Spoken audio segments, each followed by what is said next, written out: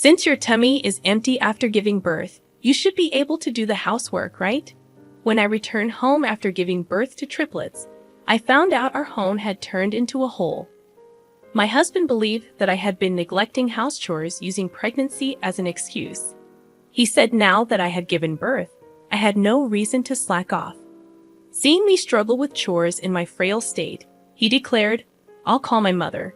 She'll teach you how you should be as a housewife." My mother-in-law is notoriously strict, and to be honest, I've always found her difficult to deal with. Soon after his phone call, she came around with a furious look on her face. But what happened was something I could have never imagined. I lost my parents when I was young, and I was raised by my grandmother, but she passed away before I graduated from high school. With the help of kind neighbors, I managed to graduate high school. I found a job right after graduation and left my hometown. I had no choice but to sell my grandmother's house, so I no longer have a home to go back to. Fortunately, the people I worked with were very nice to me, and I met someone who I wanted to be married to. When I visited his parents for the first time to announce our marriage, I felt scared by just looking at his mother's strict face. My husband didn't plan to live with his parents, so we started our married life just the two of us. He was a very dependable husband, and though I handled most of the housework, his words with appreciation made me happy. My husband would tell me how good my cooking was, and that alone was enough to make me happy in our marriage. Around our 6-month anniversary, we found out that I was pregnant with triplets. The odds of naturally conceiving triplets are about 1 in 700,000. Since it was my first pregnancy, and I had no parents to rely on, I took maternity leave early. I had a strange feeling of happiness, mixed with a little fear as my body was changing. A female colleague of my husband, who had been kind to me since we started dating, had gone on maternity leave a few months earlier. She had worked almost until she gave birth, which I found incredibly powerful compared to my situation. I told her that I felt pregnant for the first time and expressed my fears and worries to her. She reassured me, saying everyone's nervous the first time. Her words kept me going as my little babies grew inside me. But my husband didn't see it that way. He accused me of slacking off whenever he noticed the slightest lapse in household chores. I wasn't intentionally cutting corners. Despite my complaints of nausea, heartburn, and fatigue, which I had never experienced before, he dismissed them as my imagination. "I'm out working for the family, and you want me to do the housework you neglected. You do nothing but lie around all day, enjoying 3 meals and naps. How lazy you are." To him, housework wasn't a job. It was a woman's duty. Sure, I did most of the housework before I got pregnant, but he always helped me a little when I asked. When I pointed this out to him, he replied, "Housework is a woman's duty. Of course, you should do 99.9% of it, since I'm the one who earns the money. 0.1% of my help is more than enough." I then realized that there was no point in arguing anymore. I gave up and tried to meet his demands while sneaking in some rest. A few months had passed, perhaps because of this stress. I was hospitalized for a possible premature labor. The triplets were still too small, and an early birth would decrease their chances of survival. So, I was ordered to complete bed rest. I told my husband on the phone, and then he did come after his shift. "But staying in the hospital, you're not even due yet. You asked the doctor to stay in the hospital so you can avoid housework, didn't you?" He accused. Didn't he hear from the doctor? I was shocked.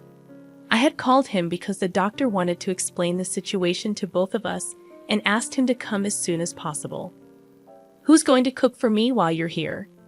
You managed to come here for doctor's appointments so far, right? You'll be fine. Let's go home." He started packing my stuff and tried to drag me out of the bed. "Do you know how much it will cost to stay here? I have no intention of paying medical bills for someone who's not even sick. A C-section childbirth should be natural.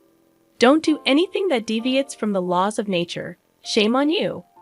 His mention of a C-section showed that he had at least heard the explanation, but he clearly had not understood any of it. It was too early to give birth. The babies had to grow inside me. Hospitalization wasn't just a choice, it was a necessity.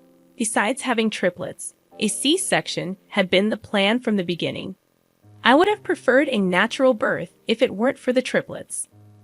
But my husband, who hadn't helped me with anything at all, was full of disdain. "You just got me pregnant, and now you abandoned me."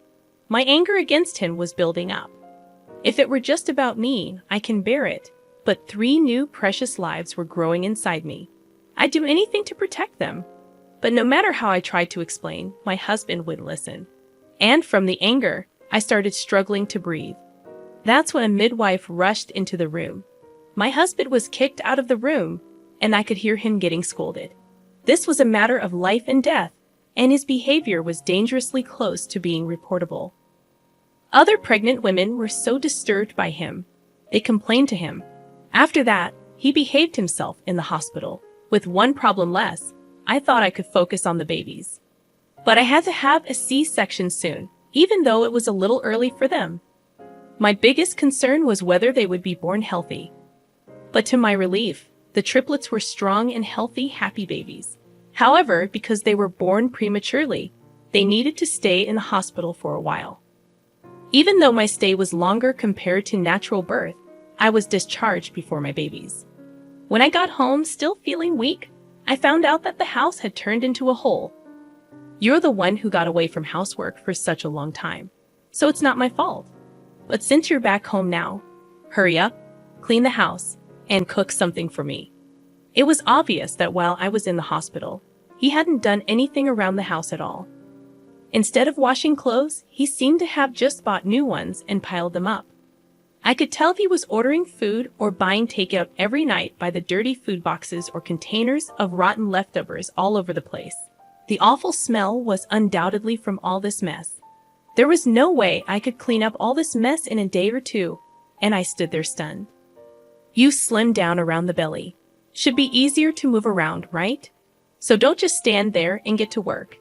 He never visited me when I was hospitalized and didn't even come to pick me up.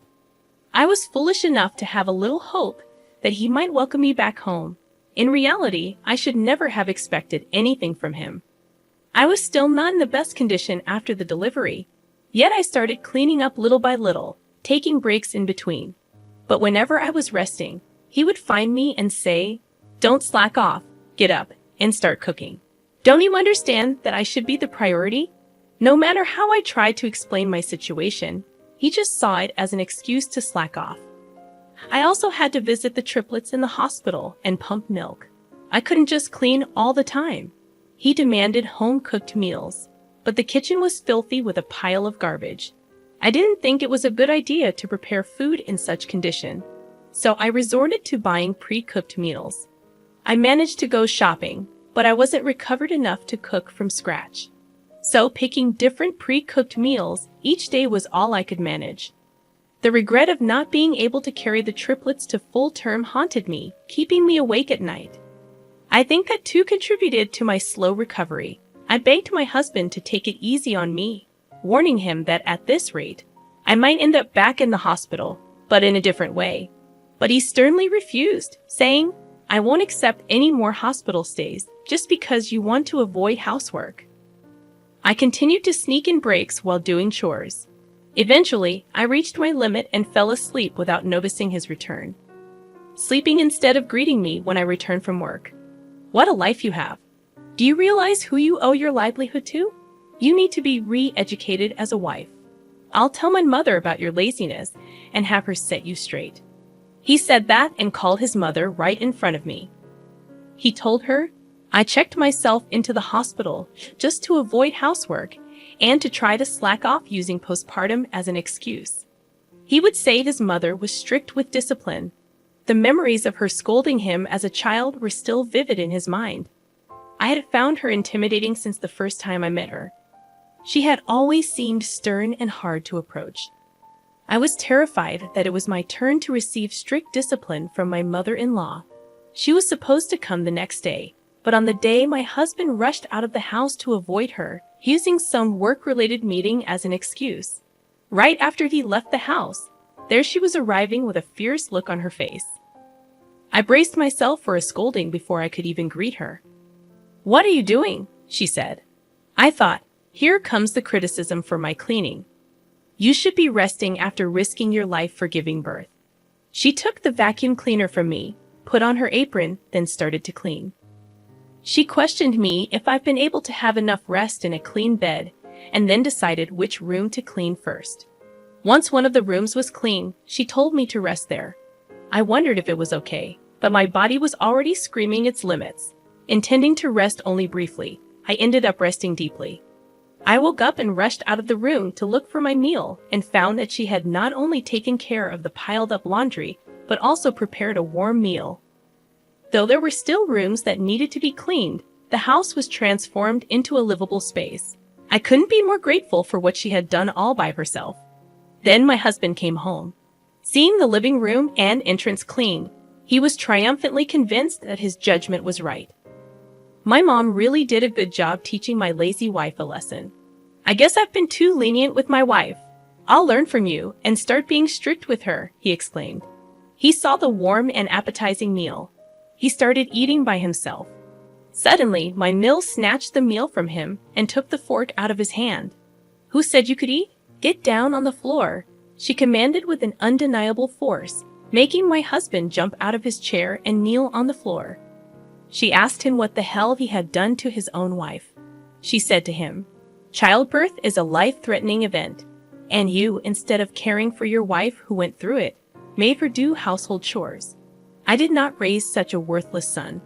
How on earth could you think she stayed in the hospital just to escape housework? You disregard the value of life too much, like a monster wearing human skin. Don't you know what a C-section is? It's surgery where the abdomen is cut open. How dare you leave the house so dirty and do nothing about it while your wife needed to rest in a clean environment? You are the one in need of discipline, not your wife, you useless bust." The scene was unbelievable, like a grown man being scolded like a child. You never change, do you? You take the opinions of others at face value, and when corrected, you become stubborn and refuse to listen. Your father now acts more responsibly, you foolish son, she continued. She questioned him why he mistreated his postpartum wife, and my husband confessed. He was influenced by a male colleague. He was told that women use pregnancy as a weapon to become bold and impudent. Pregnant women slack off on household chores using morning sickness as an excuse and opt for easy childbirth using the baby as a reason. They would conveniently control the men because the men don't know any better. She was infuriated to find out that her son believed such an absurd story, and he had been oppressing me. I was worried that her blood pressure would rise so high and cause a stroke. He was unable to retort, just shriveled up. My mill had offered to help with postpartum care, but my husband declined, saying he would take care of me, which she initially admired as his growth. However, the reality was the opposite, and she apologized to me for not visiting, having trusted her words. I felt touched knowing she had been so concerned about me. My mill was strict but very sensible. She said that anyone who spreads falsehoods is no good colleague at all. She told him off not to believe such people. He optimistically said, as for that colleague, he was away on a business trip for a while, so there was no need to worry about it anymore. I doubted whether he truly understood, and my mill seemed to share my skepticism. She was looking down at him doubtfully. After this incident, my husband became more cooperative, and my health improved. Eventually, I was able to manage grocery shopping after visiting the triplets at the hospital. My mill still regularly came over to help and left pre-cooked meals that could be stored for later. I felt so grateful for her kindness. When the triplets came home from the hospital, she visited almost every day, reminding my husband of the importance of family. Initially, he refused to change diapers, but fearing my mill's wrath, he reluctantly started helping. He would attentively care for the children in her presence, but once she left, he would cease doing anything. His attitude became apparent even without her watching, leading him to busily search the house for hidden cameras. It was obvious to her anyway by just watching him changing diapers. However, the once tiny triplets grew up fast.